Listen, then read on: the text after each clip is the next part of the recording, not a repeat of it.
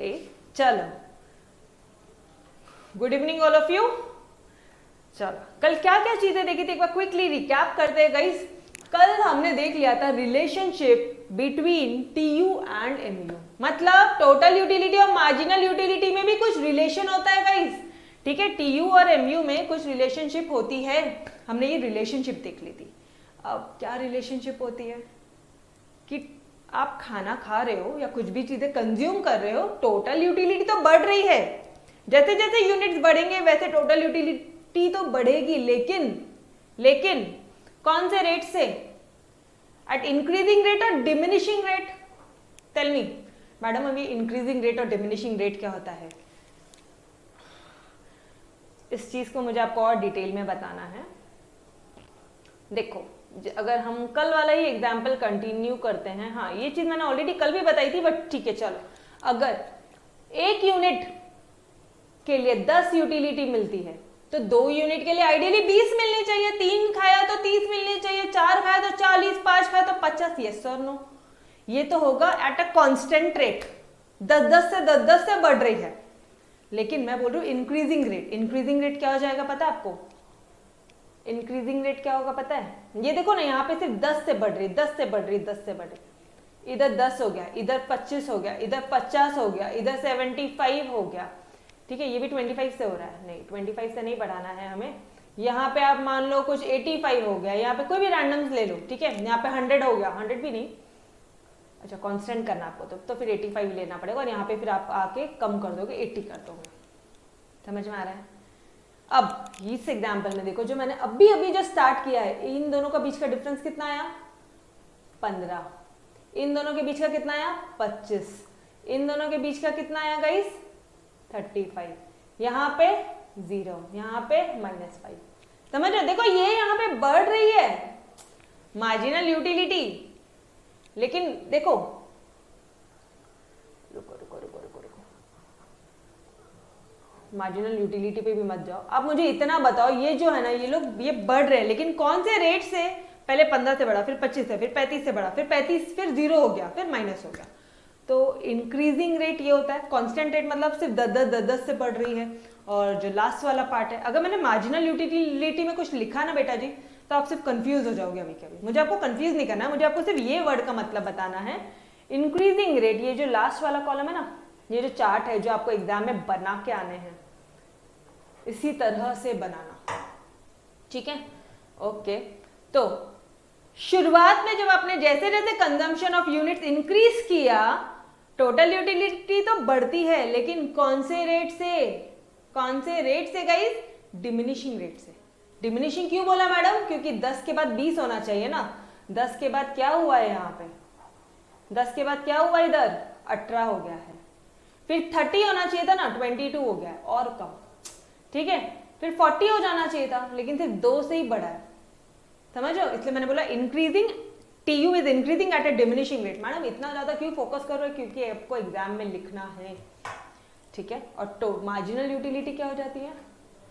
ये हमेशा डिक्रीजिंग रहेगी, समझ रहे हो? मार्जिनल यूटिलिटी हमेशा डिक्रीजिंग क्यों रहेगी? क्या लॉजिक है? अरे बाबा, कोई भी चीज कंटिन्यूअस खाओगे, पहले बार खाया बहुत भूख लगी थी, फुल्ली सेटिस्फाइड, यूटिलिटी बहुत ज्यादा, दूसरी बार ठीक है, तीसरी बार ठीक है, अरे यार मम्मा एक ही खाना हफ्ते भर बनाएगी तो क्या खा पाओगे? वही खाना सुबह शाम रात, सुबह शाम रात, सुबह। आप ऐसे एक दिन में भी अगर 2 बार बन गया ना, तो आप बोलोगे यार मम्मा क्या खाए ये, कुछ वैरायटी लाओ यार आप। यस और नो? तो मार्जिनल यूटिलिटी क्या हो जाएगी? डिक्रीजिंग। चलो मुझे बता दो, फटाफट से रिकॉल करना है आप सभी ने मेरे साथ साथ में सारे पॉइंट्स। उसके बाद में 5th पॉइंट में क्या हो जाएगा? टीयू क्या हो जाएगा? कांस्टेंट। टोटल यूटिलिटी फिर बढ़ेगी नहीं, सेम हो जाएगी, ठीक है। मैक्सिमम पहुंच जाएगी, कांस्टेंट हो जाएगी, सेम हो जाएगी, सारे एक ही वर्ड है। आपने कौन से वर्ड यूज करने? मैक्सिमम, कांस्टेंट, दोनों कर सकते हो बिंदास। सेम मत करना, बहुत जनरलाइज वर्ड होता है। समझ में आ रहा है क्यों सेम नहीं करना है? ठीक है, सेम टू सेम अच्छा नहीं लगता, ठीक है। ओके, अच्छा, फिर उसमें मार्जिनल यूटिलिटी क्या हो जाएगी? थोड़ा सा ग्राफ अगर कल बच्चों आपने प्रैक्टिस किया है 2 टाइम्स ईच, तो मुझे आज का लेक्चर आपको, ये जो स्टार्टिंग में मैं आपको जो भी रिवीजन करवा रही हूँ, ये आपको इतना अच्छे से घोल के पिला दिया, ये ऐसा वाला लगेगा कि मैम बस करो, आगे बढ़ो, आ गया हमें अच्छे तरह से, वह होमवर्क करना है, ठीक है, होमवर्क करना है, एवरीवन कंपल्सरी होमवर्क करो। ऑलराइट, मुझे बताओ टीयू मैक्सिमम पहुंच गया, मैक्सिमम, और ये तो डिक्रीज हो रहा है।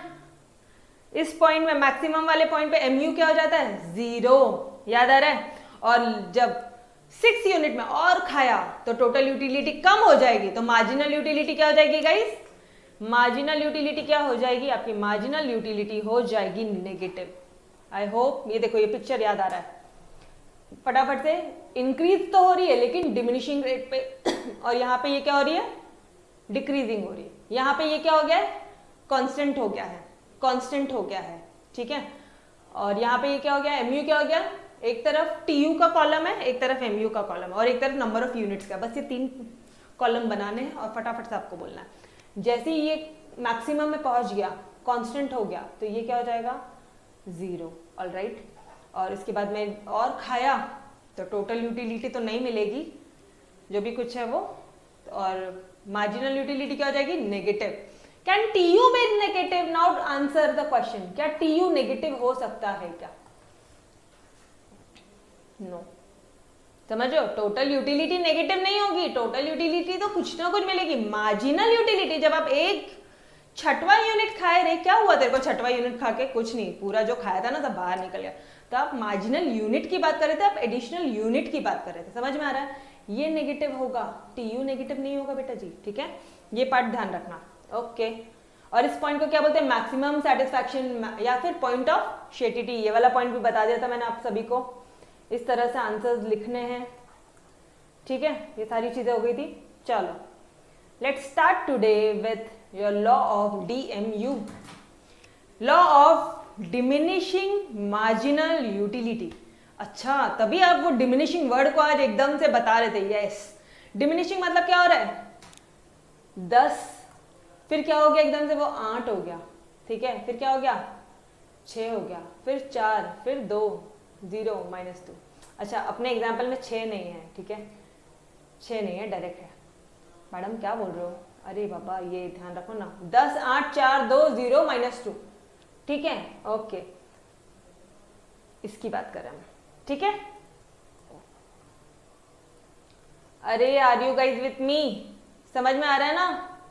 अब यहाँ पे सिर्फ और सिर्फ मार्जिनल यूटिलिटी की बात हो रही है कि ये जो मार्जिनल यूटिलिटी है ना, ये डिमिनिशिंग है, तो इसका लॉ बन गया है all together different, law of diminishing marginal utility. मतलब मार्जिनल यूटिलिटी डिमिनिशिंग है, ऐसा लॉ हम इसके बारे में पढ़ रहे हैं। आपके एग्जाम में देखो कितनी बार आ चुका है, it's the most important part, exam में आने के चांसेस होते ही हैं।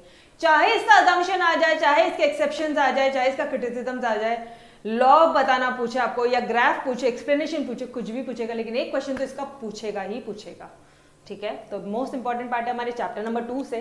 चलो आ जाओ यार, फटाफट से पढ़े क्या गाइस, स्टार्ट करें अब लेक्चर फाइनली, ठीक है। चलो आ जाओ, लॉ ऑफ DMU, वर्ड से समझ में आ रहा है, मार्जिनल यूटिलिटी डिमिनिश मतलब कम कम होती जा रही है। हाँ मैडम दिख तो रहा है, कम दिख रहा है मैम, कम कम होती जा रही है, कम कम कम कम कम कम नेगेटिव दिख रहा है, तो वही लॉ है, पढ़ना तो पड़ेगा ना। ये लाइन ये आपको क्या बता रहा है पता है कि 10, 8, 4, 2, 0, -2, ये सब क्या बता रहे हैं पता है आपको, ये फिगर्स ये बता रहे हैं कि एक रैशनल कंज्यूमर का बिहेवियर बता रहे हैं।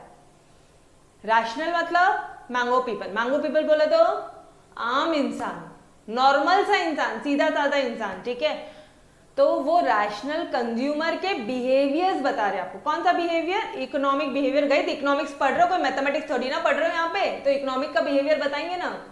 अच्छा, किसने बनाया था ये लॉ, सबसे पहले H. गॉसेस ने बताया था। किसने बताया था, H. गॉसेस ने बताया था, जो एक जर्मन इकोनॉमिस्ट है, 1854 के जर्मन इकोनॉमिस्ट है, और इसीलिए इन्हें ये जो लॉ है, लॉ ऑफ DMU को कई बार हम लोग गॉसेंस लॉ भी बोलते हैं, ठीक है। Gossen's first law of consumption, because यहाँ पे हम लोग क्या कर रहे हैं, हमेशा कुछ ना कुछ कंज्यूम कर रहे हैं। तो यहाँ तक तो कुछ भी रटने वाला सी चीज तो नहीं था, यस और नो, कुछ भी रटने वाला था क्या अभी तक। हाँ तो यार गाइस ये इकोनॉमिक्स का नाम याद रखना, तो और तो कुछ नहीं है, उसके अलावा तो कुछ नहीं था। अच्छा, जी से गॉसेस, ठीक है, गॉसेस और जर्मन। गॉसन कौन थे? जो हमारे गॉसेस थे कौन है? जर्मन इकोनॉमिस्ट है। गॉसेस, गॉसेस है या गॉसन है? गॉसन है। ओ सॉरी सॉरी, मिस्टेक हो गया यहाँ पे, गॉसन है ये। वो तो मैं बोलूँ यार, मुंह से निकल रहा है गॉसन और बुक में दिया गॉसेस। गॉसन्स लॉ, ठीक है, जी से गॉसन और जी से जर्मन इकोनॉमिस्ट। 1854 के ये है हमारे जर्मन इकोनॉमिस्ट। ऑलराइट, तो यहाँ तक तो कुछ भी लर्न करने वाली चीज नहीं थी। हाँ, अब थोड़ा सा मेरा बेसिक लेक्चर अगर याद होगा, बेसिक लेक्चर मतलब टॉपिक 0 का जो फोल्डर है आपके इसमें, टॉपिक 0, वहां पे आपकी मैम ने बताया था कि अब चैप्टर 2, 3, 4 में पूरे माइक्रो में अल्फ्रेड मार्शल जी आने ही वाले हैं। तो आ गए अल्फ्रेड मार्शल जी भी वापस से कि professor Alfred Marshall later on restated propounded the law in his कौन सी book? Principle of economics, year 1890। अब जिन्होंने लेक्चर शुरू से अटेंड किया उनको तो बहुत इजी जा रहा होगा ये लाइन, है ना, और बाकी बच्चों को बहुत डिफिकल्ट जा रहा होगा कि मैम हम यार अब ये बुक, बाकी बच्चों का माइंडसेट क्या होगा मैं बताती हूँ। मैम यार अब ये भी याद रखना है, ये अल्फ्रेड मार्शल जी भी याद रखना है, इनकी बुक का नाम भी याद रखना है, लेकिन मेरे बेसिक वाले लेक्चर्स, अरे मैम ये तो वही वाला है, done done done done, yes और नो, यही फीलिंग आ रही है। ठीक है, तो प्लीज गाइज जो भी अभी वाले स्टूडेंट है आप यहाँ से कंटिन्यू करो, डोंट वरी, बट जैसे आप वहां से आओगे ना तो आपको सारी चीजें समझ आएगी। ठीक है, ओके, बट फिर भी मैं यहाँ पे आपको कुछ थोड़ा सा बता देती हूँ, because you are continuing with me. Basic में मैंने आपको क्या बताया था पता है? मैंने आपको आपके पापा किससे मिलवाया था, आपकी मम्मा से मिलवाया था और आप खुद से भी मिलवाया था। ठीक है, मतलब वहां पे हमने पापा, माँ और लाल, इन तीनों के बारे में पढ़ा था। पापा कौन है इकोनॉमिक्स के, फादर कौन है इकोनॉमिक्स के गाइस? अल्फ्रेड, अल्फ्रेड नहीं रे भाई, एडम स्मिथ। कौन थे? एडम स्मिथ जी। ठीक है, और माँ कौन है? एम से माँ, एम से मार्शल, लाल, एल से लाल, एल से लियोनल रॉबिन्स। याद आ रहा है सारा लेक्चर? इन्होंने कौन सी डेफिनेशन दी थी? इन्होंने सिर्फ पैसा पैसा किया था, वेल्थ वेल्थ वेल्थ की स्टडी करना इकोनॉमिक्स है, जब हम लोग आर्ग्यूमेंट कर रहे थे कि इकोनॉमिक्स क्या है। याद आ रहा है सारे लेक्चर? मार्शल ने क्या बोला था? अरे क्या पैसा पैसा करते हो पापा, क्या क्या बोलना है इससे आगे अभी आपको? थोड़ा हमारी भलाई के बारे में, थोड़ा सा आईफोन वगैरह दिलवा दो, थोड़ा सा लेक्चर्स वगैरह देख लेंगे। ठीक है, तो इन्होंने वेल्थ बताया, यहाँ पे आप क्या बोल रहे हो? भलाई बोल रहे हो, भलाई। भलाई कैसे होगी? वेलफेयर। और फिर बाद में ये लाल जो है, लियोनल रॉबिन्स ने आपको ये बताया कि यार तुम बोलते हो पैसा पैसा, तुम बोलते हो वेलफेयर वेलफेयर, लेकिन तुमको पता है क्या कि लोगों की भलाई कभी हो ही नहीं सकती है। तो इन्होंने स्कैरसिटी ओरिएंटेड डेफिनेशन दी थी, याद आ रहा है कि नहीं? यस और नो, टेल मी। अच्छा, इनकी बुक का नाम क्या था? An inquiry into nature and causes of wealth of nation, principle of economics in the year of 1890। इसका तो मैंने आपको याद करने ही नहीं बोला था, बिकॉज आपको है ही नहीं इस साल। ठीक है, तो वही चीज आ गई guys, principal of economics in the year 1890। ये देखो सेम चीज है। अच्छा, बुक इन्होंने लिखी है, ठीक है, तो क्या लिखेंगे? ही हैज रिटन वेरियस, ऐसा लिखोगे या ऐसा लिखोगे? He has propounded the law in his book. उन्होंने अपनी इस बुक में, प्रिंसिपल ऑफ इकोनॉमिक्स 1890 में, उन्होंने लॉ के बारे में प्रोपाउंड किया, बताया है। इतना ऐसे ना भारी भारी के वर्ड लिखा करो। ठीक है, ये मैंने आपको बेसिक के लेक्चर में भी बताया था, प्रोपाउंडेड वर्ड वहां पे भी यूज करना बताया था। अरे सारे लेक्चर याद आ रहे हैं? यस और नो?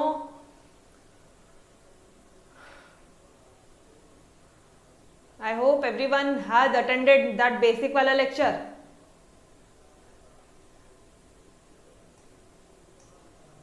याद आ रहा है सारी चीजें? यप, यस, सारी चीजें याद है ना? भूले तो नहीं हो? ओके, चलो यार, फिर ठीक है। चलो, अब ना, अब एक चीज समझो, ये जो गॉसन जी है ना, जो जर्मन इकोनॉमिस्ट है, इन्होंने ना एक रैशनल कंज्यूमर के बारे में, मतलब एक जो नॉर्मल लोग होते हैं, आम लोग होते हैं, आम जनता, ये पब्लिक के बारे में इन्होंने ना कुछ 2 पॉइंट ऑफ व्यू दिए। वो 2 पॉइंट ऑफ व्यू क्या है, उनके बारे में पढ़ना है। वो पहला पॉइंट उनके पास में ये है, और जो बहुत ही लॉजिकल है, बहुत ही वैलिड है, तुम भी खुद उससे अग्री करोगे। जो चीज आपके पास में ज्यादा होती है ना, उस चीज की वैल्यू बड़ी कम होती है। क्या बोला? जो चीज आपके पास में ज्यादा, उसकी वैल्यू उतनी कम। अब वो और नहीं चाहिए, ऑलरेडी 3 मोबाइल पड़े, मैडम अब मोबाइल नहीं चाहिए, कितने हैं, समझ रहे हो? ऑलरेडी बहुत सारे क्लोथ्स हैं, मैम शॉप नहीं करना, मम्मा नहीं चाहिए अभी क्लोथ्स, है ना यार कितने सारे, निकलते हैं ये लाइंस। ये चीज देखो आपको ऑलरेडी आता है, ये मैंने वापस इकोनॉमिक्स में भी बोला था, टॉपिक 0 में भी बोला था, पता है उनको भी इकोनॉमिक्स, बट ये नहीं पता कि यही इकोनॉमिक्स और ये किन्होंने बताया, ये चीजें आपको पता है सिर्फ। द मोर वी हैव, अब ध्यान से सुनना, the more we have less we want of it. जितना ज्यादा है हमें उतना कम चाहिए। डन। अच्छा, और दूसरा यहां पे इस केस में लॉ ऑफ डीएमयू के केस में कुछ फंडामेंटल प्रिंसिपल्स है। पहला पॉइंट तो ये हो गया, और दूसरा है only a single want is satiable at a point. मतलब सिर्फ एक ही वांट आपकी पूरी हो सकती है, एक ही जरूरत पूरी हो सकती है eight a point of time. अरे भाई क्या बात कर रहे हो, एग्जाम्स है, मुझे पेन भी चाहिए, नोटबुक भी चाहिए, स्केल भी चाहिए, रबर भी चाहिए, ये भी चाहिए, वो भी चाहिए, सारी चीजें चाहिए। बाहर जाना है घूमने तो सारी चीजें चाहिए, ड्रेसअप होना है अच्छे से, बाइक चाहिए, गाड़ी चाहिए, मोबाइल, सारी चीजें चाहिए, समझ रहे हैं? लेकिन ये लॉ क्या बोलता है, कुछ अजम्पशन है, कुछ इन्होंने ना प्रिंसिपल रखे हैं। पहला वाला तो बहुत इजी है, ये तो हम भी अग्री करना है। दूसरा ये क्या है पता है, it's an assumption, it's nothing else but assumption. Madam ये याद करना है, नहीं बेटा जी ये याद नहीं करना है, फिर आप क्यों पढ़ा रहे हो? थोड़ा सा बेसिक ही नहीं पता हो तो कैसे समझ में आएगा? काट दिया ना, क्यों चिंता कर रहे हो? जितना जरूरत है उतना ही पढ़ाऊंगी, भरोसा रखो मुझे पता है। अगर मैंने बहुत सारा पढ़ा ना तो तुम इसमें एक तो पढ़ोगे ही नहीं, या फिर पढ़ोगे तो जितना पढ़ा है उसका 20-30% ही जाके एग्जाम में लिख कर आओगे। तो आपकी मैम आपको वैसे ही बहुत कम कंटेंट पढ़ाएगी और आप 80% लिख के आओगे, 90% पूरा डिक्टो आंसर्स लिख के आओगे, ये मेरी गारंटी है। ठीक है, तो चिंता मत करो, जो जरूरत है उतना ही करना। कहां से जरूरत है ये देखो ना, लिखा है, क्लियरली लिखा है यहाँ पे इंट्रोडक्शन, समझ जाना ये है अपना पैराग्राफ। ठीक है, अगर ये सब नहीं बताता था ना तो मजा नहीं आई होती थी। गॉसन जी के बारे में यार उन्होंने इतनी मेहनत की है, लॉ डेवलप किया, तो उनके बारे में थोड़ा तो पता होना चाहिए। क्या क्या पता है आपको, बस उतना काफी है। गॉसन क्या क्या पता है? गॉसन जी जर्मन इकोनॉमिस्ट है 1854 के, दैट्स इट। ये पहले थे जिन्होंने लॉ बताया, इसको गॉसन का फर्स्ट लॉ ऑफ कंजम्पशन बोलते हैं, और अल्फ्रेड मार्शल जी ने और आगे प्रोपाउंडेड किया है अपनी बुक में, बस that's it. Done every one of you. Ma'am यार इनडायरेक्टली करवा ही दिया ना, नहीं कराया रे बच्चे, वो तो आपको अपने आप हो गया, अपने आप हो गया, मैंने कुछ नहीं कराया। ठीक है, और जो हो गया ना वो भी लिख कर आना एग्जाम में। Alright, done.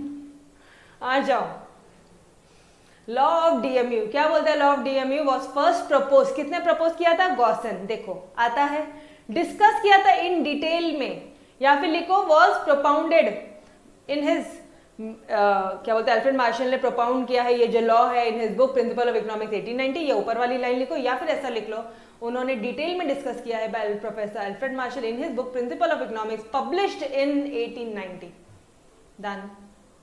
फर्स्ट पॉइंट, कोई डाउट है क्या? डीएमयू क्या है? डीएमयू एक यूनिवर्सल इन कैरेक्टर है। मैम डीएमयू, अरे law of diminishing marginal utility, law of DMU, DMU. अब इस लॉ को इतना पूरा लंबा चौड़ा नाम नहीं बोलेंगे, हम शॉर्ट में बोलेंगे डीएमयू। ठीक है, चलो आ जाओ।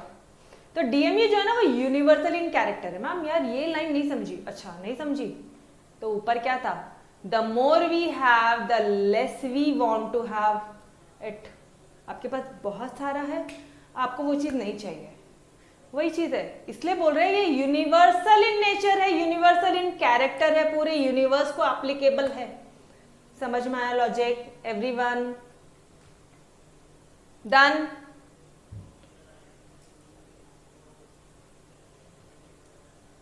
It is based on common consumer behavior, आम public rational consumer, that utility क्या बोल रहा है? अब यहां से अच्छे से देखना, that क्या है? Utility derived diminishes with reduction in the intensity of want. तुम्हारी इच्छा कम हो गई ना वो चीज खाने की।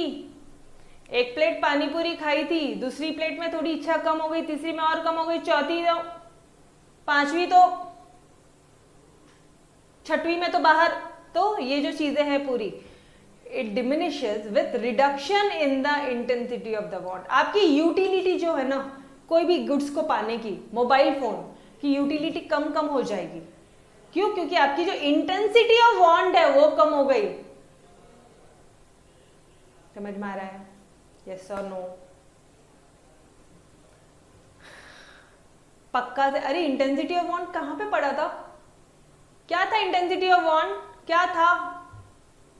फीचर्स था कि टाइप्स था? ऑब्वियसली गाइस फीचर्स था ना यूटिलिटी का। यस और नो? याद आ रहा है सारी चीजें? 3 कंसेप्ट, उसके बाद में 3 पॉइंट डिफर के, फिर हमीद के। Yes everyone?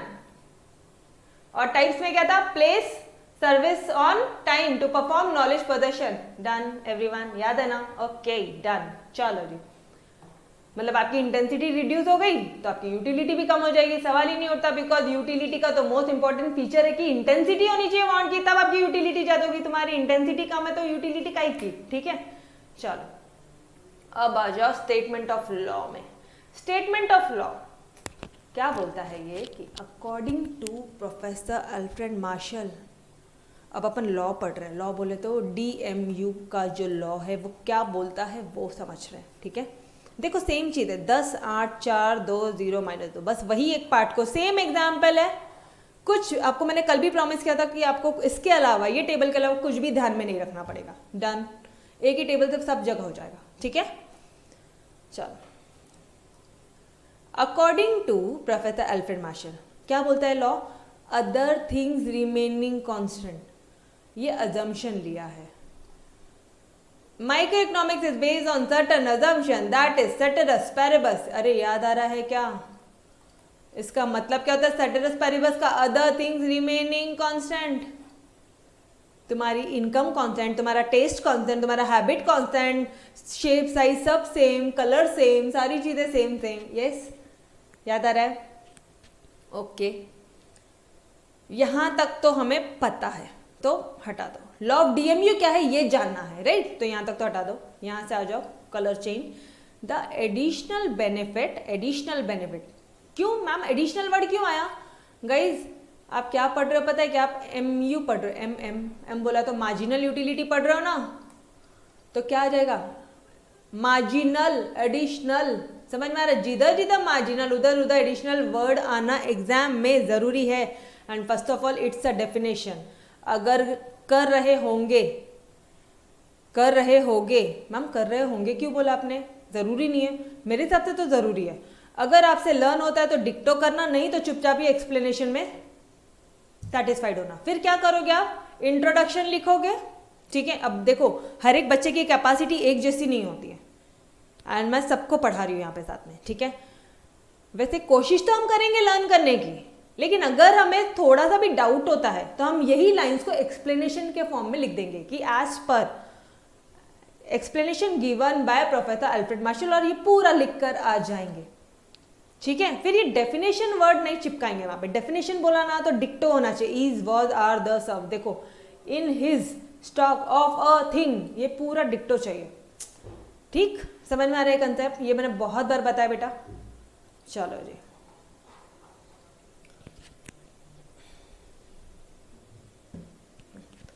the additional benefit which a person derives from a given increase in his stock of a thing diminishes with every increase in the stock he already has. I know कुछ नहीं समझा, मैं ये सब पहले मिटाने दो, इसको एकदम मस्त से क्लीन तरह से करने दो और फिर सब समझेगा। चलो आ जाओ, आ जा रहे। यहाँ तक समझा? According to professor Alfred Marshall, Alfred Marshall ji ये लॉ बता रहे तुमको। अरे गॉसन ने पहले ये किया था, ठीक है, सबसे पहला गॉसन ने प्रपोज किया, तो डिटेल में किसने बताया? Alfred Marshall. तो अल्फ्रेड मार्शल के लॉ के बारे में तो पढ़ोगे ना। अल्फ्रेड मार्शल ने डिटेल में बताया है law of DMU। All right, अब आप लॉ ऑफ डीएमयू एग्जैक्ट पढ़ रहे हो, ये तो ठीक है, other things remaining constant, okay. Additional benefit, कितना एडिशनल बेनिफिट मिल रहा है? एक पर्सन जो डिराइव कर रहा है, which a person derives from a given increase in his stock of a thing diminishes with every increase in stock that he already has। अब ध्यान से सुनो, आई नो कंफ्यूजन हो रहा है बट समझाओ क्या बोला उसने। मैं इसको येलो कलर करती हूँ। एडिशनल, कितना एडिशनल बेनिफिट मिला है जो एक पर्सन डिराइव कर रहा है। ये देखो, ये पहले यूनिट का 10 एडिशनल बेनिफिट है, 10 MU है। मैं यहाँ पे एडिशनल बेनिफिट को MU लिख दूँ क्या? आपको कंफ्यूजन ही नहीं होगा गाइस। कितना मार्जिनल यूटिलिटी है जो एक पर्सन डिराइव कर रहा है, ठीक, यहाँ तक ठीक है। मतलब MU कितना है जब स्टॉक इंक्रीज, और स्टॉक को मैं लिख दूँ यूनिट्स। अच्छा, मतलब यहाँ पे और यहाँ पे ये 2 कॉलम में देखना है, यस, बस, हाँ जी, बस इतना ही बोला है, बस घुमा के बोला, ठीक है। तो क्या बोलोगे? मार्जिनल बेनिफिट या एडिशनल बेनिफिट, मतलब मार्जिनल यूटिलिटी विच, जो एक पर्सन डिराइव करता है from a given increase in stock. ये देखो यहाँ पे स्टॉक इंक्रीज हुआ, 1 से 2 हो गया, तो marginal utility diminishes with every increase in the stock that he already has. तो मार्जिनल यूटिलिटी कम हो जाती है। वही तो बोला था मैम ऊपर भी इसने, फिर क्यों इतना लंबे चौड़े में बताया? The more we have the less we want of it. जितना ज्यादा आपके पास है वो उतनी कम चीजें चाहिए, वही बोला है। वही एक चीज, पानी पूरी 3 हो गई, एक ही चीज है जो तीसरी प्लेट आ गई और कम हो गई यूटिलिटी। अब वापस से पढ़ोगे, कौन सी लाइन पढ़नी है? वापस से, the additional benefit which a person derive, additional benefit, ये बेनिफिट है, which a person derive from a given increase in stock diminishes with every increase in his stock that he already has. ठीक, मेरा बात मानोगे, learn करने की कोशिश करो, बट एग्जाम में डेफिनेशन वर्ड मत लिख कर आइयो। आप ये वर्ड लिखना, एक्सप्लेनेशन। देखो मैंने भी यहाँ पे स्टेटमेंट ही लिख कर दिया आपको, definition from by Alfred Marshall ऐसा नहीं लिख के दिया, स्टेटमेंट ऑफ लॉ, ठीक है। यहाँ इसके जगह आप काट के आप यहाँ पे क्या लिखोगे? एक्सप्लेनेशन। हम लोग एक्सप्लेन कर रहे हैं आपको, और यहाँ पे आप लास्ट में लिख दोगे the more of a thing you have, जितनी ज़्यादा पानी पूरी उतना ज़्यादा, the less you want to have more of it. Ma'am ये भी टेक्निकल, हम तो ऊपर वाला लिखेंगे, अरे जो लिखना है लिख लो, ये लिखना है ये लिख लो, कोई दिक्कत नहीं है, ठीक है। इंट्रोडक्शन पैराग्राफ होगा, एक मीनिंग आपने एक्सप्लेन किया होगा, एक्सप्लेनेशन दिया होगा पूरे लॉ का, और बाद में आप शेड्यूल बनाओगे। चिंता मत करो, ये आंसर बहुत बड़ा है, नहीं लिखा फर्क नहीं पड़ेगा, यहाँ से ये it is the main part, उसके बाद में इसका graph is the main part, उसको भी ये भी बनाना है, ये भी समझाना है, अच्छा, और फिर कंक्लूजन भी लिखना है। तो डेफिनेशन नहीं हुआ तो चिंता ना करो, ठीक है, बट कोशिश करो करने की, ठीक है। चलो आ जाओ। अच्छा, समझ में तो आया लॉ क्या बोलता है? लॉ क्या बोलता है गाइस, समझ में आया? Yes, every one of you, क्या बोल रहा है लॉ? एक बार वापस से पढ़ लो। The additional benefit which a person derives, एक एडिशनल, कितना एडिशनल बेनिफिट है जो एक पर्सन डिराइव करता है with a given increase in stock, कित पानी पूरी बढ़ रही, diminishes with every increase in the stock which he already has. Done, समझ में आया? That's enough. रट्टा होता है तो करो, कुछ चीजें तो रहेगी ना यार, ठीक है। चलो अब इसके आगे का कुछ नहीं, बस इतना ही एक पार्ट था जो थोड़ा सा तुम्हारे लिए टेक्निकल था, अब तो ऐसे धड़ धड़ बढ़ेगा। ऑलरेडी हमने पढ़ लिया कल बहुत अच्छे से। चलो आ जाओ, सिर्फ रिवीजन करना है। Law of DMU can be explain with the help of following schedule. कौन सी लाइन है? एफएल लाइन है, मतलब फोकट की लाइन है ये। इसको लर्न करने के लिए कुछ मगजमारी नहीं चाहिए। कोई भी चीज का आंसर है ना, it can be explain with the help of following schedule, it can be explain as follows, ठीक है। ये सारी फोकट की लाइंस है। चलो एक्सप्लेनेशन, व्हेन अ पर्सन, अब ध्यान से ये टेबल हम लोग, ये शेड्यूल, मैम शेड्यूल मतलब होता है टैबुलर फॉर्मेट में जो भी कुछ लिखा है दैट इज द शेड्यूल। जहां जहां शेड्यूल आएगा वहां वहां टेबल्स आएंगे, और जहां पे ग्राफिकल रिप्रेजेंटेशन होगा ना, रिप्रेजेंटेशन होगा या ग्राफिकल रिप्रेजेंटेशन होगा, वो है आपका डायग्राम। समझ में आ रहा है एवरीवन? टेबल बोला तो शेड्यूल बोला तो टेबल, टेबल बोला तो शेड्यूल। डन। चलो, व्हेन अ पर्सन, अब क्या कर रहे हैं, व्हेन अ पर्सन कंज्यूम्स, क्या हो रहा है,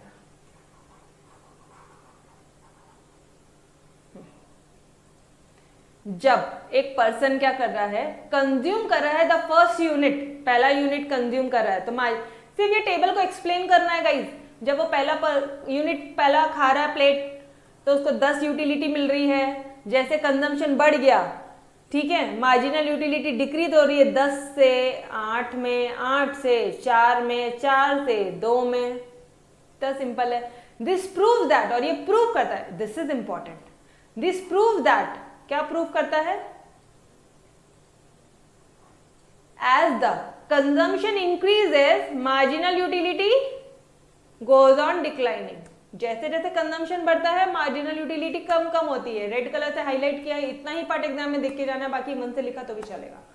पहला क्या बोलना है, 10 से शुरू होता है, एक पहली यूटिलिटी का 10 है, उसके बाद में 8, 4, 2, ठीक है, कम कम हो गई। उसके बाद क्या बोलोगे, इसका मतलब क्या है कि जैसे जैसे कंजम्पशन बढ़ रहा है, इसी का मतलब है कि जैसे जैसे तुमने कंजम्पशन बढ़ाया मार्जिनल यूटिलिटी कम कम होती गई।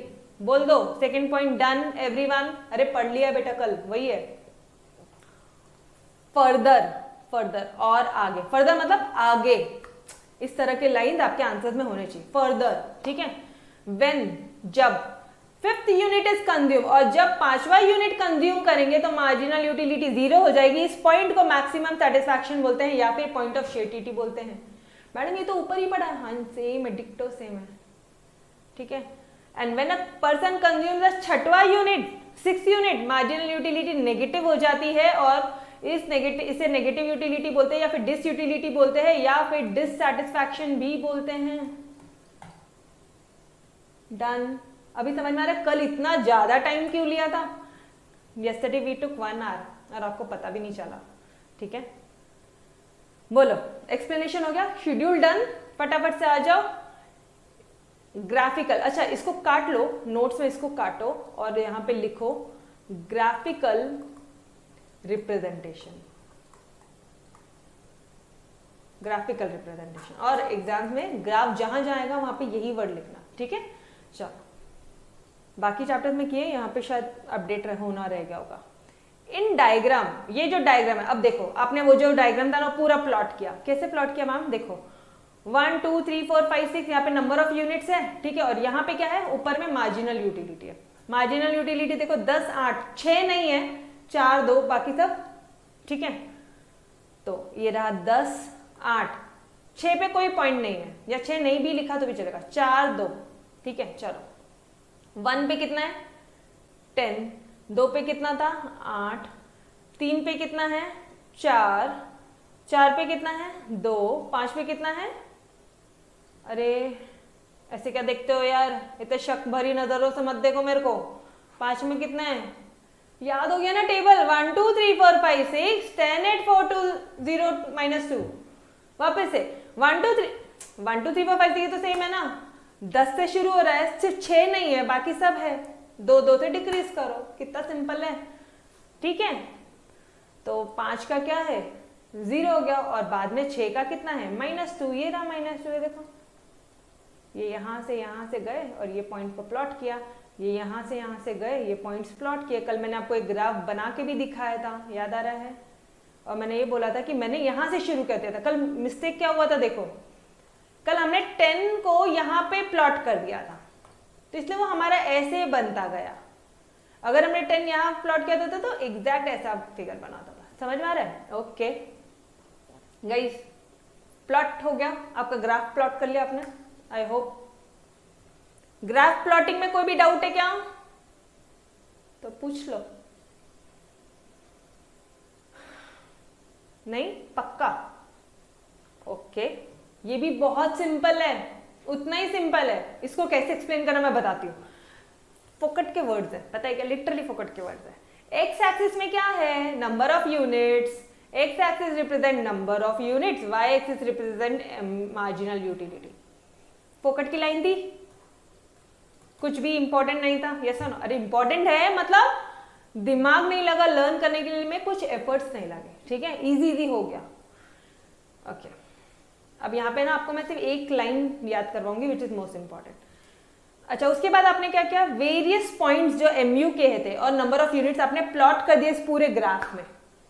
क्या लिखोगे, सेम वैसे ही जो बोला आपने वही, various points of the MU are plotted on the graph as per given schedule. ऊपर जो शेड्यूल दिया था, ऊपर जो टेबल दिया था, शेड्यूल दिया था, उसके हिसाब से हमने सारे पॉइंट्स प्लॉट कर लिए हैं ग्राफ में। डन। और जब हमने ये पूरे पॉइंट्स को ज्वाइन किया है ना, when the locus of all points are join, madam कौन सा, क्या, locus, locus, when the locus of all points is join MU curve is derived. This is the main part जो मैं चाहती हूँ आप लोग आपके एग्जाम में लिखोगे, बहुत ही एकदम एकदम इकोनॉमिकल लाइन है हमारी। इकोनॉमिक्स में ऐसे पर्टिकुलर लाइन्स यूज होती है। कभी भी ग्राफ आएगा ना तो ये वर्ड्स यूज करना। क्या यूज करोगे, when locus of all points are joined we get। अगर आप डिमांड कर्व बना रहे हो तो लिख देना demand curve DD, supply curve बना रहे हो तो लिख देना सप्लाई कर्व SS। यहाँ पे कौन सा कर्व बना रहे हो, MU का कर्व बना रहे हो, मार्जिनल यूटिलिटी का कर्व बना रहे हो ना भाई, कि टोटल यूटिलिटी का कर्व बना रहे हो। अच्छा मैम टोटल यूटिलिटी में भी लिख सकते हैं, हाँ जी सब जगह लिख सकते हो, जो ग्राफ बनाओ वहां लिखना। क्या लिखना है, when the locus of all points is joined MU curve is defined। ठीक है, इस MU के बदले में लिख देना TU, वो आ गया आपका TU। बट फिलहाल हम लोग MU का कब कर रहे हैं, law of diminishing marginal utility कर रहे हैं। समझ में आ रहा है एवरीवन, बढ़ू आगे। अरे लोकस मतलब रेंज, ठीक है, okay.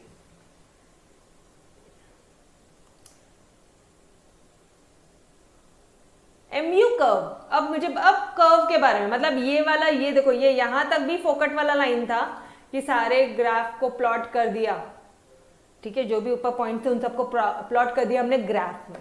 Locus of all point, ma'am ये भी तो कॉमन हो गया, ये भी हम हर एक आंसर में लिखेंगे, बिल्कुल सही बोला है। तो ये पूरा आपके लिए फोकट वाला लाइन हो गया, कुछ भी एफर्ट्स नहीं। यहां से भी बहुत सिंपल है। MU कर्व क्या है बताओ मुझे, अपवर्ड जा रहा है या डाउनवर्ड जा रहा है। पहले कितना था 10, फिर 8, अरे पहले -2, 5 ऐसा ऐसा हुआ है या ऐसा ऐसा हुआ है, कैसा हुआ है गाइस, ऐसे ऐसे प्लॉट्स आए हैं, पॉइंट्स कैसे आए हैं, इधर से ऐसे ऐसे आए हैं कि ऐसे ऊपर गए हैं, ऑब्वियसली ऐसे आए ना। हाँ तो क्या बोलोगे, MU curve is downward sloping, और कहां से कहां, लेफ्ट से शुरू होके तो राइट पे, लेफ्ट से राइट। डन। तो यहाँ पे दो चीजें ध्यान रखनी है, एक लोकस ऑफ ऑल पॉइंट्स, फिर डाउनवर्ड स्लोपिंग कर्व लेफ्ट से राइट में, जो हमें क्या दर्शाता है, it indicates increase in the consumption. और इसका मतलब क्या होता है, जैसे जैसे कंजम्पशन इंक्रीज होगा वैसे वैसे मार्जिनल यूटिलिटी डिक्रीज होगी। The more you have the less you want to have more of it. Done, लिख कर आओ यहाँ पे, it indicate the increase in consumption of a commodity leads to decrease in marginal utility of that commodity. Done, simple है। खाते गए MU कम होता गया बाद में बाहर। व्हेन MU बिकम 0, जब MU 0 हो जाएगा, मार्जिनल जो कर्व है वो इंटरसेप्ट हो जाएगी हमारी एक्स एक्सिस में। ये देखो 0 जब हुआ तो वो एक्स एक्सिस में क्या हो गई है, इंटरसेप्ट हो गई है। इंटरसेप्ट मतलब टच, इंटरसेप्ट हो गई मतलब मीट हो गई है, ऐसा बोलो। एक्स एक्सिस को मिल गई है जाके, ये 5वें वाले पॉइंट में मिल गई है, और बाद में क्या हो गई, नेगेटिव में हो गई, तो 6वें वाले पॉइंट में नेगेटिव हो गई, वो लिख देना। फर्दर, और जैसे और कंजम्पशन इंक्रीज किया, यूटिलिटी क्या हो गई है, वो डिसयूटिलिटी हो गई है, नेगेटिव हो गई है, which is shown by the shaded region. ये शेड किया है ना, ये डिसयूटिलिटी है। ये क्या थी, डिसयूटिलिटी। सिंपल सा पार्ट था यार, कितना सिंपल था। अरे डाउनवर्ड, WARD, ठीक है, डाउनवर्ड की स्पेलिंग करेक्ट कर लो, ठीक। चलो बोलो मुझे, कुछ भी नया था क्या, we have already done it, yes. चलो आ जाओ कंक्लूजन में, आ जाओ एक बार। कंक्लूजन कैसे लिखना है एग्जाम में, the law of DMU is extremely practicable law, बहुत एक्सट्रीमली प्रैक्टिकल लॉ है। ऑब्वियसली जो चीज आपके पास ज्यादा है उसकी जरूरत आपको बहुत कम है, ठीक है। अब इसको हर एक, अभी आपका कोई छोटा भाई छोटी बहन होगी तो थोड़ा सा एनालिसिस करना, उसके पास जो वीडियो गेम ज्यादा होंगे या जो गेम्स उसके पास ज्यादा होंगे ना, वो उसको छोड़ेगा, वो सीधा आपके हाथ में जो है ना वो उसी को पकड़ेगा। लॉ ऑफ DMU, ऐसे हर जगह लॉ ऑफ DMU अप्लाई करके देखो। इसका बेस्ट मैं आपको एक एग्जांपल दूं, प्रैक्टिकल एग्जांपल। जियो, जब जियो आया था, रिलायंस का जियो जब आया था, ठीक है, तो अब ध्यान से सुनना, ठीक है। अबंडेंस, उसके पहले क्या होता था, हम लोग कुछ मेरे ख्याल से 350 रुपए का रिचार्ज कराते थे 1 GB इंटरनेट के लिए, और आज जियो के आने के बाद में ये 1.5 GB, 1 GB भी नहीं, 1.5 GB डायरेक्टली पर डे का, अरे बाप रे, फ्री मिलने लग गया, अनलिमिटेड कॉलिंग, अनलिमिटेड मैसेजेस, ठीक है। तो क्या हो गया, जियो वालों को पता है कि जितनी ज्यादा चीजें आप जो भी ज्यादा दोगे ना लोगों को, उसकी यूटिलिटी कम कम होती जाएगी, तो चिंता मत करो, अपना को नुकसान नहीं होने वाला, क्योंकि एक रैशनल कंज्यूमर का बिहेवियर ही है। पहले देखो, पहले आप चाहते थे कि भाई अरे इंटरनेट चला जाएगा मेरा, मेरे को पूरा डेटा यूज करना है, आपका बिहेवियर ये होता था, आपको पूरा इंटरनेट यूज करना चाहते थे आप, ठीक है। जब फर्स्ट टाइम रिचार्ज किया था, ये सिलसिला सिर्फ 1 महीने तक चला, फिर आपको पता है यार फ्री है, कल वापस आ जाएगा, रात के 12 बजे नहीं कि वापस से 1.5 GB क्रेडिटेड, 1.5 GB वापस आ जाएगा, काय को छोड़ना यार। और आज तो हम 1.5 GB क्या 200 MB भी यूज नहीं करते होंगे, टेल मी यस और नो। आज कोई मोबाइल का डेटा के यूज करने के पीछे भागता है क्या? पहले क्या होता था, जियो के आने से भी पहले, याद करो थोड़ा, पापा मेरा डेटा बचा, रुको रुको आप मेरा यूज कर लो, मैं आपको मेरा देती हूँ, जल्दी यूज कर लो, रात के 12 बजे मेरा खत्म हो जाएगा पैक, समझ रहे हो, इस तरह की चीजें होती थी। जियो वालों को पता था कि जो चीजें ज्यादा मिलेगी ना, जो चीजें ज्यादा दोगे आप लोगों को, उसकी यूटिलिटी कम कम कम कम होती जाएगी। गॉट इट एवरीवन, कंसेप्ट समझा क्या? अरे इंटरनेट इतना सारा दिया उन्होंने, 1.5 GB एक दिन का, 2 GB एक दिन का, यूटिलिटी कम कम होती गई है।